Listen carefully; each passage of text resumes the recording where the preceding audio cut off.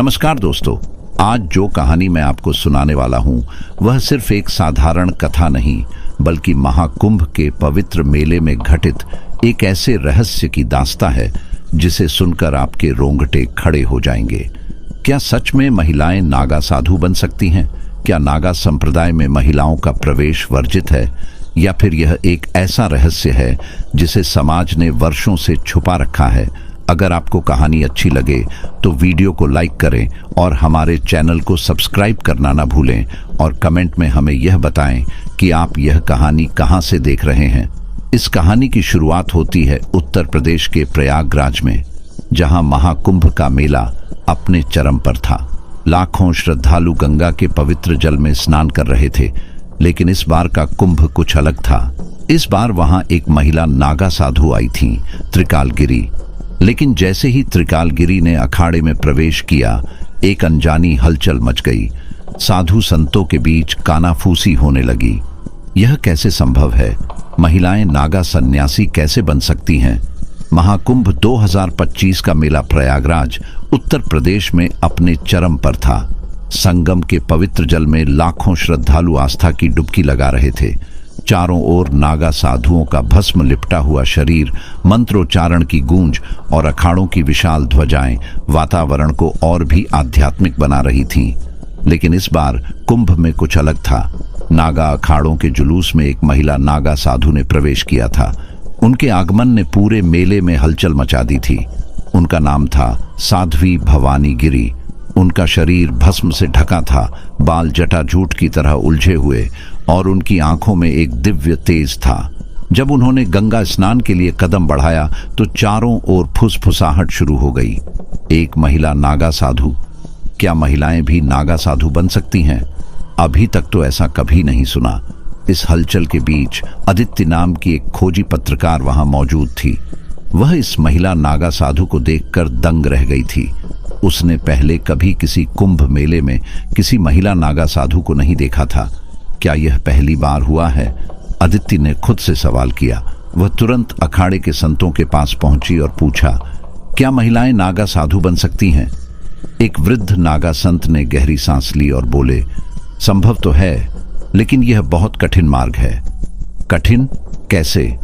संत बोले, महिलाओं को इस मार्ग पर चलने की अनुमति विरले ही मिलती है।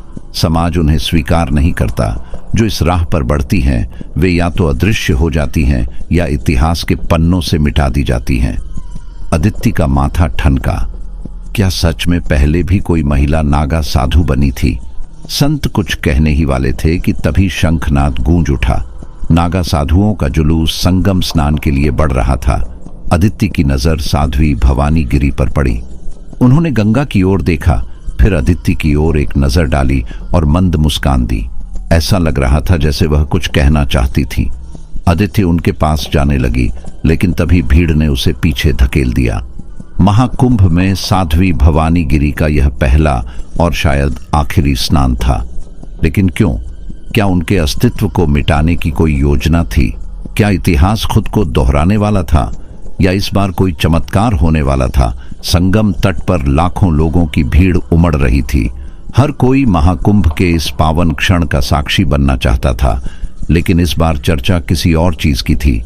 एक महिला नागा साधु का संगम स्नान। अदिति का दिल तेजी से धड़क रहा था। उसने साध्वी भवानी गिरी की आंखों में कुछ ऐसा देखा था जिसे वह शब्दों में बयान नहीं कर सकती थी। क्या यह बस एक साध्वी थी, या इनके पीछे कोई और गहरी कहानी छुपी थी? साध्वी भवानी गिरी कौन है? वह नागा साधुओं के समूह में थीं, लेकिन उनमें एक अनोखी बात थी। जहां बाकी नागा साधु अपने परंपरागत तरीकों से स्नान की तैयारी कर रहे थे, वहीं भवानी गिरी शांत, स्थिर और किसी गहरे ध्यान में लीन थी। क्या तुम जानती हो कि एक महिला नागा साधु का इस तरह खुलेआम स्नान करना कितना बड़ा बदलाव है? पास खड़े एक बुजुर्ग संत ने अदिति से कहा। अदिति ने चौंक कर उनकी ओर देखा। तो क्या सच में इससे पहले भी कोई महिला नागा साधु रही है? बुजुर्ग संत ने गहरी सांस ली। हाँ, लेकिन उन्हें इतिहास के पन्नों से मिटा दिया गया। अदिति के रोंगटे खड़े हो गए और बोली, मतलब यह कि महिलाओं ने हमेशा नागा साधु बनने की कोशिश की, लेकिन समाज ने उन्हें कभी खुले तौर पर स्वीकार नहीं किया। कई बार वे आईं, लेकिन या तो उन्हें पहचानने नहीं दिया गया या फिर उनका नामो निशान मिटा दिया गया। अदिति अब पूरी तरह से सतर्क हो गई। लेकिन भवानी गिरी अब तक सुरक्षित कैसे हैं? संत हल्की मुस्कान के साथ बोले, क्योंकि वे सिर्फ एक साध्वी नहीं हैं, वे एक भविष्यवाणी का हिस्सा हैं। अदिति का दिमाग सन्न रह गया। संत ने अदिति की ओर देखा और कहा, एक प्राचीन ग्रंथ में लिखा है कि जब प्रयागराज के महाकुंभ में पहली बार कोई महिला नागा साधु खुलेआम स्नान करेगी तो संसार के कुछ छुपे हुए रहस्य उजागर होंगे। अदिति की सांसें तेज हो गईं, लेकिन संत ने कोई जवाब नहीं दिया, बस भवानी गिरी की ओर इशारा किया। अब साध्वी भवानी गिरी ने गंगा की ओर कदम बढ़ा लिए थे। नागा साधुओं का जुलूस उनके साथ चल रहा था।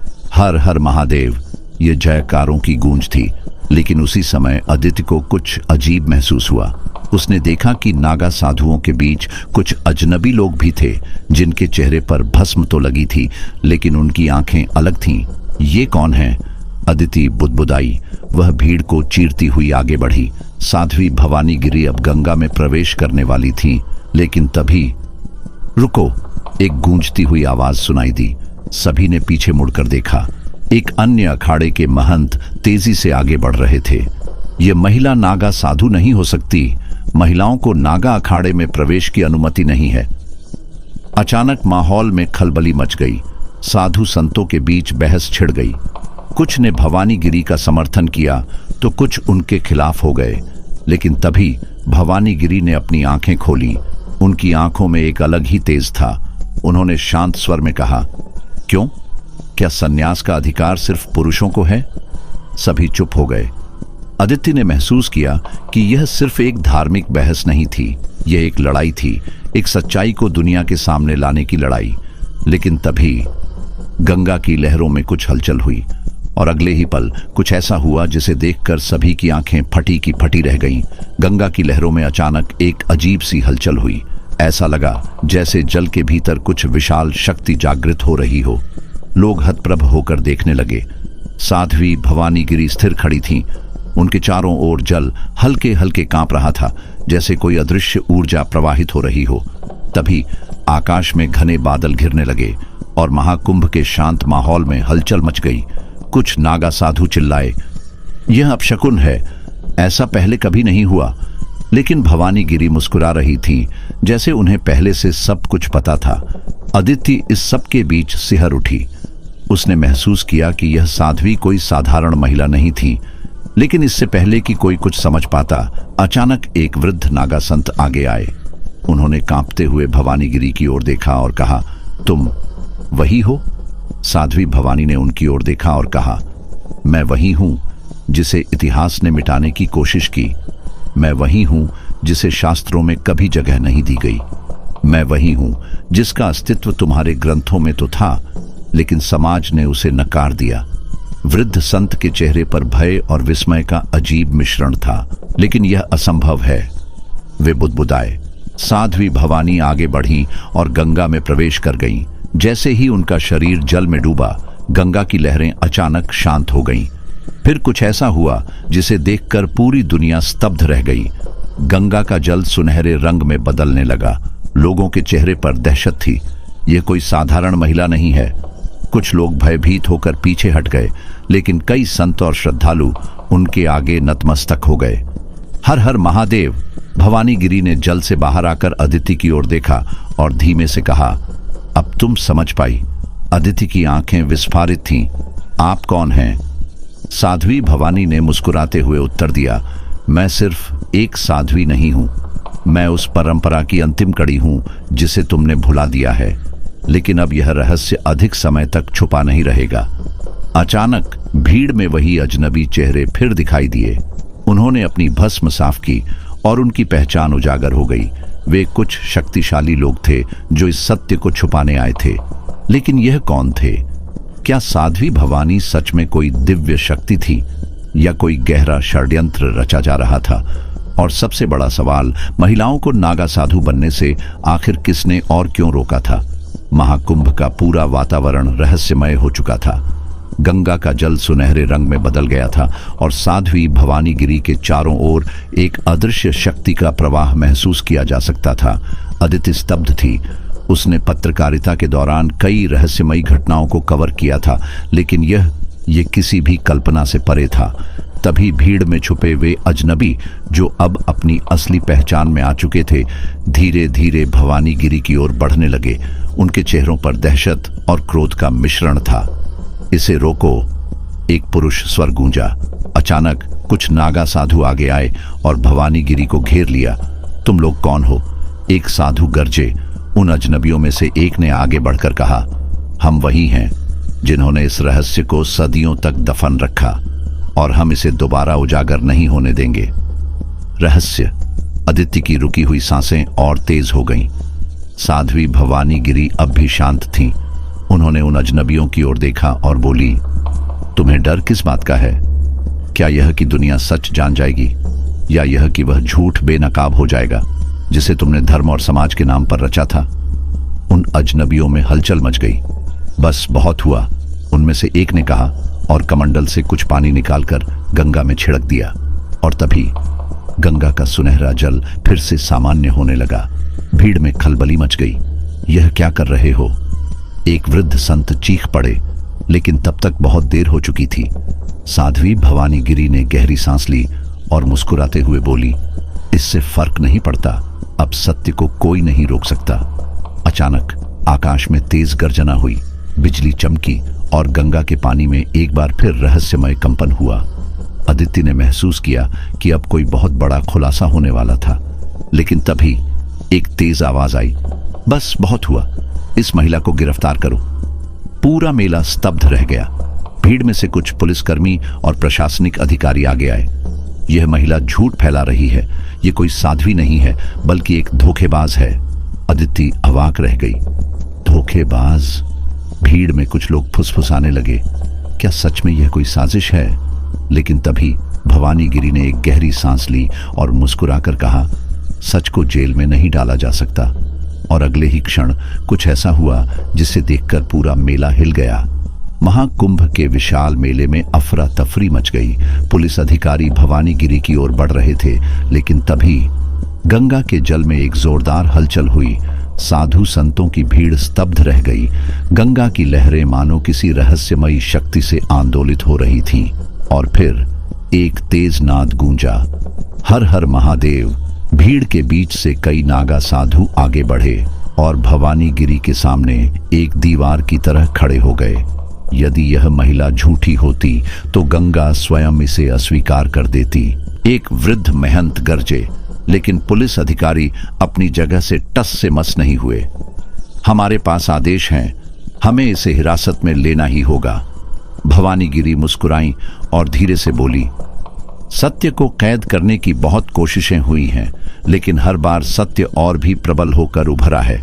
भीड़ में से किसी ने चिल्लाकर पूछा, लेकिन आखिर सच है क्या? क्या महिलाएं सच में नागा साधु बन सकती हैं? भवानी गिरी ने गहरी सांस ली और अपनी आंखें बंद कर लीं, और अगले ही पल गंगा के जल से एक चमत्कार हुआ। सभी ने देखा कि जल के ऊपर कुछ आकृतियां उभरने लगीं, कुछ प्राचीन स्त्रियों की छवियां जो नागा वेश में थीं। भीड़ में से कई संत कांप उठे। एक वृद्ध साधु की आंखों में आंसू छलक पड़े। इतिहास को मिटाने वाले देख लें, यह प्रमाण है। सभी की सांसें थम गई। भवानी गिरी ने अपनी आंखें खोली और कहा, महिलाएं हमेशा से नागा परंपरा का हिस्सा थीं, लेकिन उन्हें इतिहास से मिटा दिया गया। अदिति का कलेजा जोर से धड़क रहा था। तो क्या सच में? भवानी गिरी ने मुस्कुराकर उसकी ओर देखा और बोली, सत्य वही होता है जो समय के प्रवाह में भी अटल रहता है। केवल लोग उसे छुपा सकते हैं, मिटा नहीं सकते। भीड़ में से कई संतों ने अपना सिर झुका लिया, लेकिन तभी वे अजनबी जिन्होंने पहले भवानी गिरी को रोकने की कोशिश की थी, अब और भी गुस्से में आ गए। उनमें से एक ने आगे बढ़कर पुलिस अधिकारियों से कहा, इसे अभी रोको, नहीं तो यह राज पूरी दुनिया में फैल जाएगा। लेकिन तभी गंगा की लहरों से फिर से एक रहस्यमयी शक्ति जागी और अगले ही पल एक रहस्यमयी आवाज गूंजी, अब समय आ गया है, सत्य प्रकट होगा। पूरा मेला थम गया। कुछ बहुत बड़ा होने वाला था। गंगा की लहरें अब और अधिक अशांत हो चुकी थीं, मानो जल स्वयं साक्षी बनकर सत्य को उजागर करने के लिए अधीर हो रहा हो। चारों ओर मंत्रों का गूंजना तेज हो गया था। नागा साधु अपने स्थान पर स्थिर खड़े थे, लेकिन भीड़ में खलबली मच गई थी। अचानक आकाश में तेज बिजली कौंधी। भवानी गिरी अब भी शांत थीं। उनके चेहरे पर कोई भय नहीं था, मानो उन्हें पता था कि अब कुछ ऐसा होगा जो सभी के मन में उठते प्रश्नों का उत्तर दे देगा। तभी गंगा के जल से एक दिव्य आकृति उभरी। सभी स्तब्ध रह गए। यह आकृति एक प्राचीन साध्वी की थी, जिसके शरीर पर वही भस्म लगी थी जो नागा साधुओं की पहचान थी। भीड़ में कोई बुदबुदाया, यह कौन है? वृद्ध महंत की आंखों से आंसू बह निकले। उन्होंने कांपते हुए हाथ जोड़े और कहा, यह माता अंबागिरी हैं, हमारी परंपरा की अंतिम झात महिला नागा साध्वी। चारों ओर सन्नाटा छा गया। साध्वी अंबागिरी की दिव्य छवि धीरे धीरे भवानी गिरी की ओर मुड़ी और एक मंद स्वर में बोली, समय आ गया है कि यह रहस्य दुनिया जाने। तुम्हें यह कार्य पूरा करना होगा भवानी। भवानी गिरी की आंखों में एक अजीब सा तेज आ गया। उन्होंने अपनी हथेली गंगा के जल में डुबोई और जैसे ही हाथ ऊपर उठाया, गंगा के पानी में कुछ उभर आया।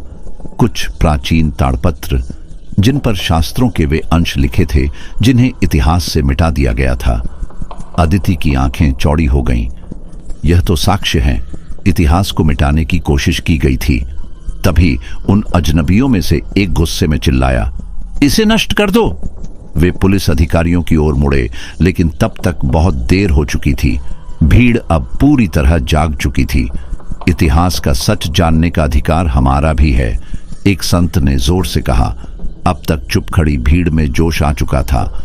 वे लोग जो कुछ मिनट पहले तक संशय में थे, अब भवानी गिरी के पक्ष में खड़े हो चुके थे। लेकिन तभी भीड़ में से एक अजनबी एक छोटी सी चीज निकालने लगा। अदिति की नजर उस पर पड़ गई। उसने दहशत में भवानी गिरी की ओर देखा और चिल्लाई, संभल जाइए, ये लोग। लेकिन इससे पहले कि वह कुछ और कहती, एक भयानक धमाका हुआ। पूरा मेला हिल गया। गंगा के पानी में उछाल आया। लोगों ने चीख पुकार मचा दी। अदिति को कुछ समझ नहीं आ रहा था। चारों ओर धुआं और अफरा तफरी थी। क्या यह किसी गहरे षड्यंत्र की शुरुआत थी? क्या भवानी गिरी इस हमले में सुरक्षित थीं? और सबसे बड़ा सवाल, क्या महिलाओं के नागा साधु बनने का सच अब भी छुपा रह जाएगा, या यह रहस्य अब पूरी दुनिया के सामने उजागर होगा? धमाके की गूंज से पूरा महाकुंभ थर्रा उठा। गंगा की लहरें उग्र हो गईं और आसमान में गहरे बादल घिर आए। चारों ओर अफरा तफरी मच गई। लोग इधर उधर भागने लगे। धुएं और धूल के बीच अदिति ने जमीन पर गिरी भवानी गिरी को देखा। उनके आसपास नागा साधु खड़े थे, लेकिन वे भी चौंक गए थे। भवानी जी, आप ठीक हैं? अदिति उनके पास भागी। भवानी गिरी धीरे धीरे उठी। उनके चेहरे पर कोई डर नहीं था, बल्कि उनकी आंखों में एक अद्भुत तेज था। धुएं के पीछे से वे अजनबी लोग फिर से प्रकट हुए, लेकिन इस बार वे अकेले नहीं थे। उनके साथ कुछ और नकाबपोश लोग थे जो अब तक भीड़ में छुपे हुए थे। उनके हाथों में कुछ रहस्यमयी औजार थे। एक नकाबपोश आगे बढ़ा और गरजते हुए कहा, बस बहुत हुआ, इस नाटक को यहीं खत्म करो। लेकिन तभी हर हर महादेव चारों ओर गूंज उठी। अचानक सैकड़ों नागा साधु एक साथ आगे आए। उनके हाथों में त्रिशूल चमक उठे। उनकी आंखों में एक अलग ही दिव्यता थी, मानो अब सच को रोकने की कोई ताकत नहीं थी। महाकुंभ में आए लोगों को सत्य जानने से कोई नहीं रोक सकता। एक वृद्ध नागा साधु गरजे, लेकिन उन नकाबपोशों के इरादे कुछ और ही थे। अगर हमें इसे रोकने के लिए पूरी भीड़ को डराना पड़ा तो हम पीछे नहीं हटेंगे। और तभी भवानी गिरी आगे बढ़ी। उन्होंने हाथ उठाया और जोर से कहा, अब बहुत हुआ। गंगा स्वयं इस बात की गवाह है कि सत्य को मिटाया नहीं जा सकता। जो डरते हैं वे छिपते हैं, लेकिन जो सच के साथ होते हैं वे अमर हो जाते हैं। तभी गंगा के जल में फिर हलचल हुई। एक रहस्यमयी ऊर्जा पूरे वातावरण में फैल गई। आसमान में तेज बिजली चमकी और गंगा की लहरों से प्राचीन मंत्रों की ध्वनि सुनाई देने लगी। भीड़ स्तब्ध थी। अचानक गंगा के जल से वही दिव्य आकृति फिर से प्रकट हुई। अंबागिरी, आखिरी झात महिला नागा साध्वी। उन्होंने भवानी गिरी की ओर देखा और मंद स्वर में कहा, यह समय आ गया है कि सच का उजाला हर जगह पहुंचे। सत्य को अब और दबाया नहीं जा सकता। नकाबपोश लोग अब डर चुके थे। उनमें से कुछ ने पीछे हटना शुरू कर दिया, लेकिन भवानी गिरी ने जोर से कहा, रुको। सभी की आंखें उन पर टिक गईं। तुम्हें भी सत्य को स्वीकार करना होगा, क्योंकि जो सत्य से भागता है वह खुद भी खो जाता है। तभी पुलिस अधिकारी, जो अब तक इस पूरी घटना को बस देख रहे थे, आगे बढ़े और नकाबपोशों को घेर लिया। अब यह कानून का मामला बन चुका है, इन्हें गिरफ्तार किया जाएगा। भीड़ से जोरदार जयकारे उठे। आदित्य, जो अब तक यह सब रिकॉर्ड कर रही थी, भवानी गिरी की ओर मुड़ी। तो क्या अब दुनिया सच जान पाएगी? भवानी गिरी ने मुस्कुराते हुए कहा, सत्य को छुपाने वाले हमेशा मिलेंगे, लेकिन समय और विश्वास की शक्ति से सच एक दिन सभी के सामने आ ही जाता है।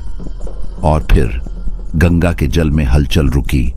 आकाश में फैले काले बादल छौंटने लगे। महाकुंभ का मेला फिर से सामान्य हो गया, लेकिन इस बार इतिहास बदल चुका था। महाकुंभ में गूंज उठी एक नई घोषणा, महिलाएं भी नागा साधु बन सकती हैं। यह परंपरा कभी मिटी नहीं थी, बस इसे छुपाया गया था, लेकिन अब यह पुनः जीवित होगी। और इसी के साथ भवानी गिरी गंगा की ओर बढ़ी। उन्होंने अपना त्रिशूल उठाया और संकल्प लिया कि अब यह रहस्य सिर्फ एक कहानी नहीं रहेगा, बल्कि एक नई क्रांति का रूप लेगा। भवानी गिरी ने गंगा के जल में अपने दोनों हाथ जोड़ दिए और एक गहरी सांस ली। भीड़ अब भी स्तब्ध थी, लेकिन अब उनके मन में भय नहीं, बल्कि जिज्ञासा थी। आदित्य, जो अब तक सब कुछ रिकॉर्ड कर रही थी, धीरे धीरे भवानी गिरी के पास आई और कहा, यह क्रांति तो शुरू हो गई, लेकिन आगे क्या? क्या अब सच में महिलाएं नागा साधु बन सकेंगी? भवानी गिरी ने धीरे से मुस्कुराते हुए कहा, युग बदल रहा है, परंपराएं समय के साथ बदलती हैं, लेकिन कुछ सत्य अमर रहते हैं। यह सत्य अब केवल ग्रंथों में छुपा नहीं रहेगा, बल्कि खुलकर दुनिया के सामने आएगा। लेकिन तभी महाकुंभ के शांत हो चुके माहौल में एक गहरी आवाज गूंजी, यह सब इतनी आसानी से खत्म नहीं होगा भवानी। भीड़ ने चौंक कर पीछे देखा। वहां एक और नागा साधु खड़े थे, लेकिन ये वे नहीं थे जिन्हें अब तक सभी जानते थे। उनकी आंखों में एक अलग ही उग्रता थी। उनमें से एक आगे बढ़ा और भवानी गिरी की ओर देखा। तुमने इतिहास का एक रहस्य उजागर किया है, लेकिन क्या तुम यह भी जानती हो कि यह परंपरा क्यों छुपाई गई थी? भीड़ में खुसुर फुसुर होने लगी। आदित्य भी चौंक गई। क्या मतलब? भवानी गिरी ने सीधा सवाल किया। साधु ने गंभीर स्वर में कहा, हर परंपरा की एक छाया होती है। महिला नागा साधुओं के अस्तित्व को दबाने के पीछे केवल सामाजिक कारण नहीं थे, बल्कि एक और कारण था, एक रहस्य जिसे सिर्फ कुछ ही लोग जानते थे। अब तक माहौल फिर से रहस्यमयी हो चुका था। वह रहस्य क्या है? आदित्य ने बिना रुके पूछा। नागा साधु ने भवानी गिरी की आंखों में देखा और धीमे स्वर में कहा, एक आखिरी नागा साध्वी थी जिसे इतिहास ने मिटा दिया। उसे अंबागिरी नहीं, बल्कि किसी और नाम से जाना जाता था, और वह आज भी जिंदा है। भीड़ में सन्नाटा छा गया। जिंदा? भवानी गिरी फुसफुसाई। नागा साधु ने गंभीरता से सिर हिलाया। हाँ, और वह तुम्हें ही ढूंढ रही है। अचानक गंगा की लहरें एक बार फिर अशांत हो उठीं। हवा में ठंडक बढ़ गई और उसी क्षण महाकुंभ के बीचों बीच एक और रहस्य सामने आने वाला था। भीड़ की हलचल बढ़ने लगी। लोगों की आंखों में उत्सुकता और भय दोनों थे। गंगा की लहरें एक बार फिर अशांत हो उठीं, मानो किसी अनदेखी शक्ति ने उन्हें छू लिया हो। भवानी गिरी ने नागा साधु की बात सुनकर एक गहरी सांस ली। अगर वह आखिरी नागा साध्वी जिंदा है तो वह कहाँ है? उनकी आवाज दृढ़ थी, लेकिन आंखों में सवालों का समंदर उमड़ रहा था। नागा साधु ने आसमान की ओर देखा, फिर धीरे से फुसफुसाए, वह यही है, महाकुंभ में। भीड़ में सिहरन दौड़ गई। क्या? आदित्य ने चौंक कर पूछा। साधु ने सिर हिलाया। वह वर्षों से छिपी हुई थी। इतिहास ने उसे मिटाने की कोशिश की, लेकिन कुछ शक्तियां कभी खत्म नहीं होती। नाम क्या था उसका? भवानी गिरी ने गंभीरता से पूछा। साधु ने एक लंबी सांस ली और धीरे से कहा, त्रिकालगिरी। नाम सुनते ही कुछ वृद्ध साधु हड़बड़ा गए। भीड़ में किसी ने यह नाम पहले कभी नहीं सुना था, लेकिन नागा सन्यासियों के चेहरे पर डर की हल्की झलक थी। त्रिकालगिरी? भवानी गिरी ने दोहराया। हाँ, साधु ने कहा, वह केवल एक नागा साध्वी नहीं थी, वह समय की सीमा से परे थी। कहा जाता है कि उसने साधना की उस ऊंचाई को छू लिया था जहां इंसान और देवताओं के बीच का पर्दा मिट जाता है। लेकिन अदिति ने तेजी से पूछा, लेकिन क्या? साधु ने चुप्पी साध ली। कुछ क्षणों तक केवल गंगा की लहरों की आवाज सुनाई देती रही। फिर उन्होंने धीरे से कहा, जिसने त्रिकालगिरी को धोखा दिया था वह भी यही है। अब तो भीड़ पूरी तरह जड़ हो गई थी। भवानीगिरी की मुट्ठियां कस गईं। यह कौन है? साधु ने इशारा किया, वह स्वयं सामने आएगा, लेकिन सावधान रहो, क्योंकि त्रिकालगिरी के लौटने का अर्थ है महाकुंभ में कुछ ऐसा होने वाला है जो सदियों में कभी नहीं हुआ। भवानीगिरी, अदिति और वहां खड़े सभी साधु समझ गए कि यह महाकुंभ सिर्फ एक साधारण पर्व नहीं रह गया था। कहीं कुछ छुपा था, कहीं कोई देख रहा था और कहीं कोई इंतजार कर रहा था। गंगा की लहरों में हलचल बढ़ गई। हवा में एक अजीब सी ठंडक महसूस होने लगी। भीड़ अब भी अवाक खड़ी थी। हर कोई त्रिकालगिरी के नाम का अर्थ समझने की कोशिश कर रहा था। भवानीगिरी ने अपने त्रिशूल को कसकर पकड़ा और नागा साधु की आंखों में झांका। जिसने त्रिकालगिरी को धोखा दिया था वह यही है।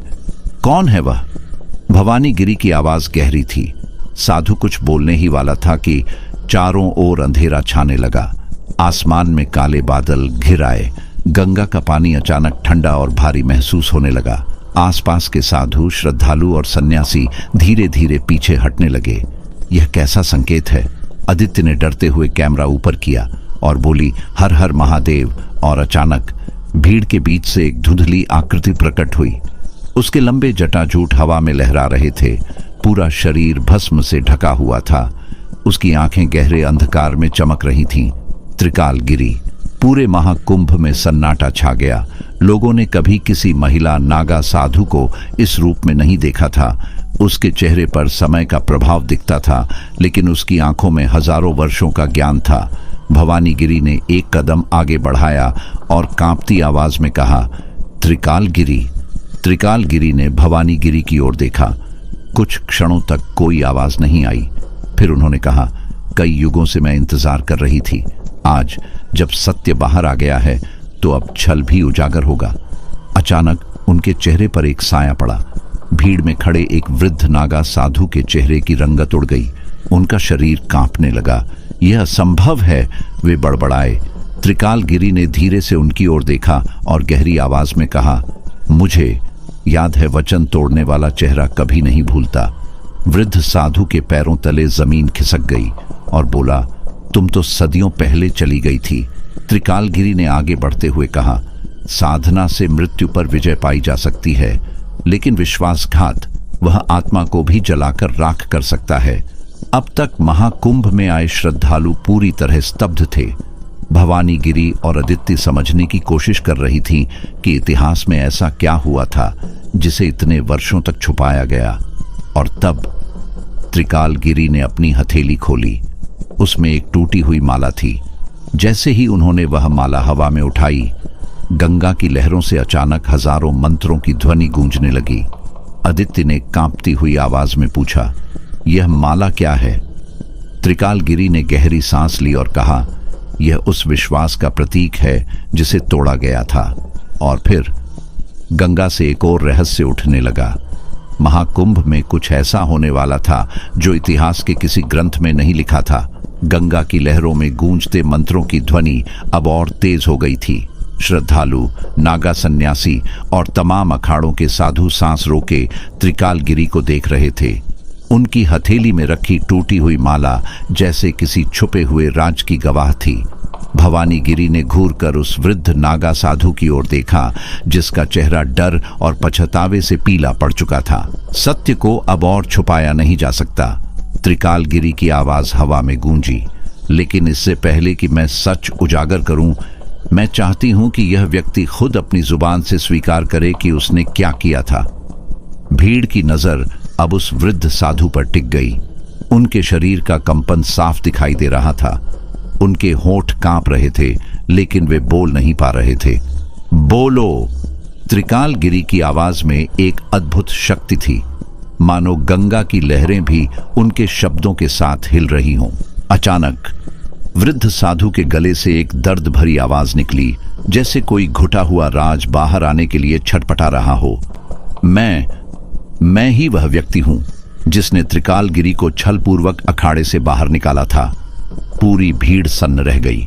मैंने उन पर झूठे आरोप लगाए थे कि वे सन्यासिनी बनने योग्य नहीं हैं, कि महिलाएं नागा साधु नहीं हो सकती, लेकिन सच्चाई कुछ और थी। भवानीगिरी ने गहरी सांस ली और कहा, वह सच्चाई क्या थी? वृद्ध साधु की आंखों से आंसू बह निकले। त्रिकालगिरी केवल एक साध्वी नहीं थी, वे अपनी साधना में इतनी आगे बढ़ गई थी कि वे उस गुप्त विद्या की अधिकारी बन चुकी थी जिसे केवल गिने चुने साधु ही प्राप्त कर सकते थे। अब तो नागा साधुओं के चेहरे पर भी आश्चर्य झलकने लगा। कौन सी विद्या? त्रिकालगिरी ने शांत भाव से कहा, काल सिद्ध। भीड़ में कई लोग एक दूसरे को देखने लगे। भवानीगिरी ने धीरे से फुसफुसाया, काल सिद्धि, समय को नियंत्रित करने की विद्या। त्रिकालगिरी ने सिर हिलाया। हाँ, और यही कारण था कि मुझे इस अखाड़े से निकाला गया, क्योंकि जो काल को साध सकता है वह समाज के नियमों को भी बदल सकता है। और उन लोगों को डर था कि यदि एक महिला ने इस विद्या को पूरी तरह प्राप्त कर लिया तो युगों से चली आ रही परंपराएं बदल जाएंगी। अदिति का कैमरा अब भी इस रहस्यमयी कहानी को कैद कर रहा था। वृद्ध साधु अब घुटनों के बल बैठ चुके थे। मुझे क्षमा कर दो मां, मैंने अपने अहंकार में आकर तुम्हें छल लिया। त्रिकालगिरी ने गहरी सांस ली और अपनी हथेली खोली। टूटी हुई माला के मोती अचानक हवा में तैरने लगे और एक मंत्र गूंजा, कालाय तस्मै नमः। और उसी क्षण गंगा की लहरों में एक अजीब हलचल हुई। पूरा वातावरण रहस्यमय हो उठा। त्रिकालगिरी ने भवानीगिरी की ओर देखा और कहा, अब समय आ गया है कि यह अखाड़ा फिर से अपना इतिहास लिखे। क्या तुम तैयार हो? भवानीगिरी ने दृढ़ता से सिर हिलाया, लेकिन तभी भीड़ में किसी ने जोर से चिल्लाया, देखो, आसमान में कुछ हो रहा है। सभी ने ऊपर देखा और जो उन्होंने देखा वह विश्वास से परे था। आसमान में हलचल बढ़ गई थी। काले बादल अचानक गोल घेरा बनाकर घूमने लगे। गंगा की लहरें अजीब ढंग से बहने लगीं, जैसे कोई अदृश्य शक्ति उन्हें नियंत्रित कर रही हो। त्रिकालगिरी शांत खड़ी थीं, लेकिन उनकी आंखों में एक अजीब चमक थी। भवानीगिरी और अदिति को यह सब समझ नहीं आ रहा था। यह क्या हो रहा है? भवानीगिरी ने धीरे से फुसफुसाया, यह काल चक्र का संकेत है। त्रिकालगिरी ने गंभीर स्वर में कहा, जब कोई सत्य वर्षों तक छुपा रहता है और अचानक उजागर किया जाता है तो प्रकृति भी उसे स्वीकार करने के लिए तैयार होती है। भीड़ में खड़े कई नागा साधु एक दूसरे को देखने लगे। अचानक किसी ने चिल्लाया, त्रिकालगिरी को हमने वर्षों पहले समाधि लेते देखा था, वे कैसे जीवित हो सकती हैं? एक और साधु ने सहमते हुए कहा, हाँ, हमें तो बताया गया था कि उन्होंने महासमाधि ली और उनके शरीर को अग्नि को समर्पित कर दिया गया। त्रिकालगिरी ने उन साधुओं की ओर देखा और कहा, जो तुम्हें दिखाया गया वह सत्य नहीं था, जो तुमने सुना वह भी अधूरा सच था। अब तक पूरा महाकुंभ स्तब्ध था। श्रद्धालु मंत्रमुग्ध होकर यह दृश्य देख रहे थे। अदिति के हाथ में पकड़ा कैमरा रिकॉर्डिंग कर रहा था, लेकिन उसके मन में सवाल था, क्या यह सच में कोई साध्वी है या फिर कुछ और? त्रिकालगिरी ने धीरे धीरे अपनी हथेली खोली। अचानक गंगा की लहरों में एक नई हलचल हुई। लोगों ने देखा कि पानी में एक आकृति उभर रही थी। धीरे धीरे वह स्पष्ट होने लगी। एक युवा महिला साध्वी, जिनका चेहरा त्रिकालगिरी से मिलता जुलता था। पूरी भीड़ की सांसें थम गईं। वृद्ध नागा साधु कांपते हुए बोले, यह कैसे संभव है? त्रिकालगिरी ने गहरी सांस ली और कहा, क्योंकि मैं काल चक्र के उस रहस्य को जानती हूं जिसे आम लोग नहीं समझ सकते। मेरी साधना ने मुझे काल के पार जाने की शक्ति दी। मैं एक बार पहले भी यहां थी और मैं आज भी यहां हूं। अब तो पूरी भीड़ में हलचल मच गई। भवानीगिरी ने आगे बढ़कर कहा, तो क्या सच में महिलाएं नागा साधु बन सकती हैं? त्रिकालगिरी मुस्कुराई, क्या गंगा केवल पुरुषों के लिए बहती है? क्या अग्नि केवल एक ही जाति के लिए जलती है? साधना का कोई लिंग नहीं होता, केवल आत्मा होती है। अब तक महाकुंभ के कई साधु, जो महिलाओं को नागा साधु मानने को तैयार नहीं थे, चुपचाप खड़े थे। लेकिन तभी गंगा की लहरों से एक और अजीब सी आवाज आई। त्रिकाल गिरी अचानक पीछे मुड़ी, कोई आ रहा है। और फिर अचानक भीड़ के बीच से एक और आवाज गूंजी, त्रिकाल गिरी, तुम्हारा समय समाप्त हो चुका है। एक अंधेरी परछाई भीड़ में से निकली और पूरा माहौल भयावह हो उठा। पूरा महाकुंभ सन्नाटे में आ गया। गंगा की लहरों में उठी हलचल अब और अधिक भयावह हो गई थी। हवा में एक अजीब सा कंपन महसूस होने लगा। त्रिकाल गिरी, तुम्हारा समय समाप्त हो चुका है। यह आवाज किसी साधारण इंसान की नहीं थी। यह आवाज गूंज रही थी जैसे चारों दिशाओं से एक साथ आ रही हो। त्रिकाल गिरी ने उस दिशा में देखा जहां से यह आवाज आई थी। वहां भीड़ के बीच से एक काली छाया निकलकर आगे बढ़ रही थी। उसके शरीर से काले धुएं की लपटें उठ रही थीं। लोगों की आंखें डर से फैल गईं। यह कौन है? भवानी गिरी ने घबराकर पूछा। त्रिकाल गिरी ने शांत स्वर में कहा, यह वही है जिसने वर्षों पहले मेरे खिलाफ षड्यंत्र रचा था। यह वही शक्ति है जो नहीं चाहती कि कोई महिला नागा साधु बने। अदिति का कैमरा इस रहस्यमयी घटना को कैद कर रहा था, लेकिन अचानक कैमरे की स्क्रीन पर अजीब गड़बड़ होने लगी। तस्वीरें हिलने लगीं, आवाजें टूटने लगीं। त्रिकाल गिरी, तुम्हें दोबारा जीवित नहीं होना चाहिए था। यह छाया अब पूरी तरह स्पष्ट हो चुकी थी। उसकी आंखें जल रही थीं, जैसे आग की लपटें उसमें समा गई हों। भीड़ डर के मारे पीछे हटने लगी। कई साधु मंत्र जपने लगे, लेकिन छाया उनकी ओर देखकर जोर से हंस पड़ी। मंत्रों से मुझे मत रोको। मैंने त्रिकाल गिरी को मिटाने की शपथ ली थी और आज मैं अपना काम पूरा करने आया हूं। त्रिकाल गिरी ने अपनी टूटी हुई माला को देखा। उन्होंने गहरी सांस ली और आंखें बंद कर लीं। अचानक गंगा की लहरें और ऊंची उठने लगीं। चारों ओर जल की धाराएं घूमने लगीं। हवाएं इतनी तेज हो गईं कि लोगों को अपनी जगह पर खड़ा रहना मुश्किल हो रहा था। तूने मुझे मिटाने की शपथ ली थी। त्रिकाल गिरी की आवाज गूंज उठी। उन्होंने अपनी हथेली खोली और उनकी उंगलियों से रोशनी की एक चमकदार लकीर निकली। लेकिन मैं वो हूं जिसे समय भी नहीं मिटा सकता। इतना कहते ही उनके चारों ओर प्रकाश फैल गया। भीड़ की आंखें चुंधियां गईं। उस काली छाया ने चीख कर त्रिकाल गिरी पर हमला करने की कोशिश की, लेकिन जैसे ही उसने त्रिकाल गिरी को छूने का प्रयास किया, उसकी काली ऊर्जा जलने लगी। नहीं, यह संभव नहीं है। वह चीखते हुए हवा में तड़पने लगी। त्रिकाल गिरी की आंखों में अब दिव्य शक्ति थी। समय तुम्हारे छल को अब और सहन नहीं करेगा। यह कुंभ सिर्फ एक धार्मिक मेला नहीं, बल्कि एक सत्य का उदय भी है।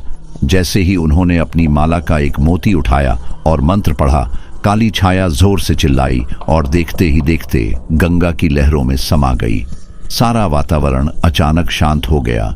महाकुंभ की भीड़ अब श्रद्धा और विस्मय से त्रिकाल गिरी को देख रही थी। भवानी गिरी ने आगे बढ़कर प्रश्न किया, अब तो कोई भी यह कहने की हिम्मत नहीं करेगा कि महिलाएं नागा साधु नहीं बन सकती। त्रिकाल गिरी मुस्कुराई।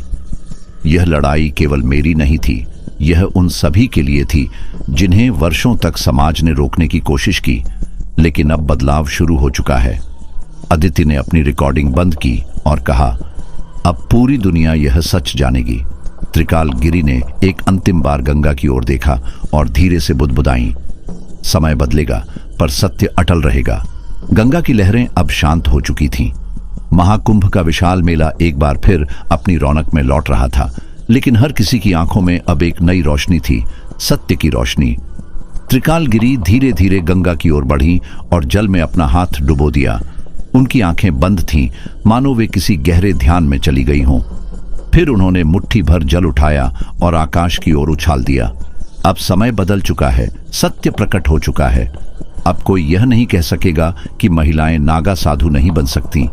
उनके शब्दों ने हवा में गूंज पैदा कर दी।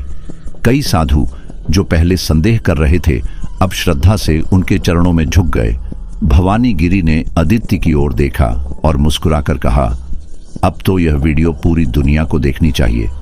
अदिति ने सिर हिलाया और कैमरे की ओर देखकर कहा, दोस्तों, आज हमने जो देखा वह इतिहास में दर्ज होने वाला है।